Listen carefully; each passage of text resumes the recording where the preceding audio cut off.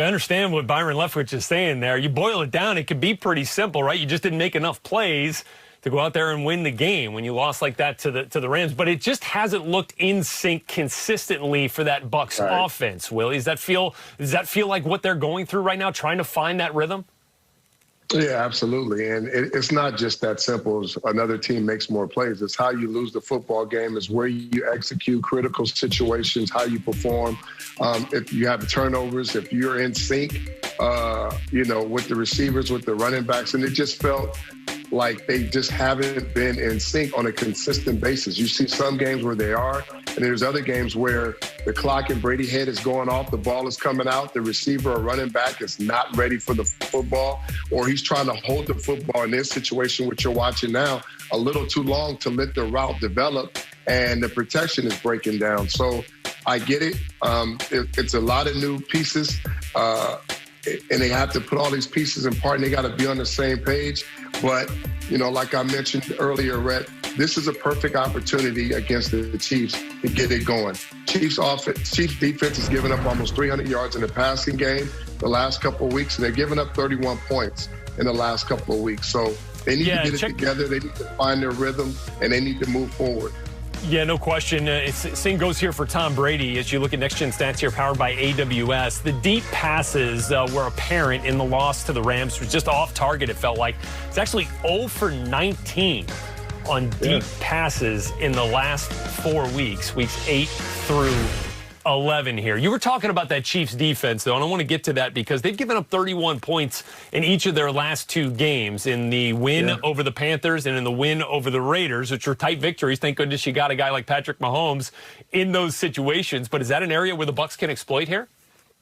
Well, they should try, and they have a balanced attack. The Bucs have so many weapons, and that just doesn't mean you could just throw it out on the football field and it's going to turn into points. But they've got a great running back selection in the backfield. They can run the football to get that balance, and they can throw the ball down the field. We're watching the Raiders. The Raiders only punted twice in this football game, and they were over 60% on third down. So the route combinations and all the different things that we watched the Raiders do against this Chiefs defense, well, guess what? The Bucs have more weapons on the outside, so they can give you more looks. They're more versatile. They can spread you out. They create more matchup issues, and they should be able to take advantage. But if they don't come in and they're not in sync and they're not on the same page, it's not going to happen. They can get after the quarterback. You can't hold the ball against this defense with Clark and Jones, and you can't play back and forth with Pat Mahomes. Like, they're the number 1 scoring offense in the league. They're scoring 32 points a game. So you got to keep him on the sideline. So I would say a heavy dose of run and play action and getting the ball down the field would be a good pretty much blueprint for the Bucs going into this game, Brett, to try to win. Basically, what you want to do is you want to take the ball out of Patrick Mahomes' hands for the last possession of the game, for sure, as we saw against the Raiders, who played very well against Kansas City last week, but unable to overcome Mahomes in the end. All right, Willie, we got more to get to here on NFL Football. Oh, wait, it's going to be a good one. All right, back to the highlights here on this Thanksgiving Day edition of NFL Total Access. Deshaun Watson was rolling today for the Texans, up 17 here in the fourth quarter. How about a little flea flicker to put a little exclamation point on the Texans' 4th victory of the season? Watson to Fuller, 2nd time of the quarter, 4th touchdown pass of the day for Deshaun Watson, and the 15th in the last 6 games for the Texans quarterback.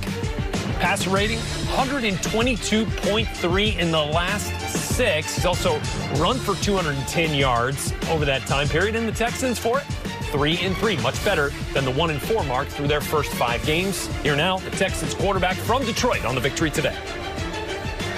Deshaun, can you talk about your performance today? You didn't have to throw it a lot, but you threw it well. And did you go in with the idea of throwing deep to Will, or was that just, you always say, take what the defense gives you? Yeah, I just still have that mentality to take what the defense gives me. We knew that was similar background as defense-wise as New England because Matt was there. And so we kind of, had a similar feel, but we didn't know exactly, that one of their starting corners was down, and then True Point went out early. So we knew it was they were going to pick their spots of playing man and play a lot of zone, especially when we got in the red zone, that too, to make us run the ball. But, Yeah, just really just take what the defense gave us. O-line did a great job of protecting me, especially after the first couple of drives, and the receivers and tight ends did their part. Running backs had a heck of a game. And once we got those opportunities, I took advantage of it. I picked my spots, and that's when those opportunities came, and Will did a good job of capitalizing too. Did you know going in after practice that Tim was going to call the flea flicker? And walk us through that play. Yeah, that's something that we want the exact look. And really when I called the play, Duke looked at me and was like, hey, if we got pressure, I'm going to keep it. I'm not going to pitch it back. So that's why he kind of carried the ball a little bit longer than what he's supposed to. And when he kept it, I just called him. I was like, hey, Duke. I was yelling his name.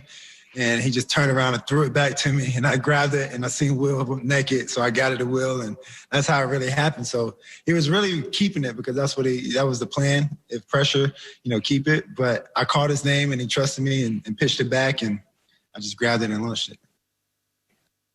Aaron Wilson. Deshaun, when you have speed outside like Brandon Cooks and Will Fuller, how much does that make your job easier when you have guys that can create separation that easily, especially when they're down at corners, you said? Yeah, just give them a chance. Throw it out there. And for those two guys, they're more of let them go run and get it. So, same thing. That's why that deep ball with Will, I just let it ride, put it in the back of the end zone and let them go make a play. And same with Cookie too. But both of those guys are special. And I love playing with both of those guys. And of course, our other two, Kenny and Cobb, they're down right now. But, Kiki, Stevie, they stepped up and made plays. Duke made plays. So all the guys, man, I'm thankful to have those guys, especially, on this team and what's been going on. But it's been fun, man. And we're just having fun and just trying to, win games. And Lamar Jackson has been slumping. We'll let you know if he bounces back and ends Pittsburgh's perfect season. All that and much more on NFL Game Day morning Sunday at 9 a.m. Eastern. All right, Rich, looking forward to GDM as always here on your Week 12 Sunday. I'll be with you on NFL Game Day Live following the conclusion of Game Day morning for highlights, limited commercials, the halftime extravaganza, everything that's going on in your early window of games. 6.5 hours of Game Day Live, followed by Game Day highlights at 7:30 and finish up your Sunday.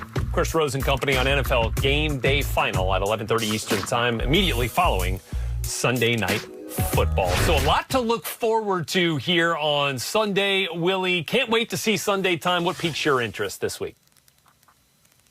Well, when you talk about what's going on in the Chiefs and the Bucs game, that's going to be a pretty big game. And what's going to happen with Brady offensively, and if they're going to be able to get in sync, if they're going to be able to get going and figure out if truly that defense is bad, or they just played bad for the last couple of weeks. I want to see if they can get things going, the running game going. The defense for the Bucs has been going strong. They've been pretty solid. And, that's going to be important. The other thing is I want to see Belichick go against the Arizona Cardinals, and that's Kyler Murray and Kingsbury, okay? Two great minds. Going to be a good one. And all right, hope you're all enjoying your Thanksgiving Day. For Willie McGinest, I'm Brett Lewis. We got more Total Access coming up right after this. A tradition that started in 1934. The Lions playing football on Thanksgiving Day. Picked off by J.J. Rock and roll.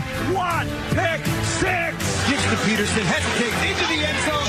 Touchdown, Detroit Lions. Now going back to the end zone, and it's an over-the-shoulder catch and a touchdown. Matthews got it. No, he couldn't hang on. Oh, goodness. And he's got a man. Will Fuller. Touchdown, Houston.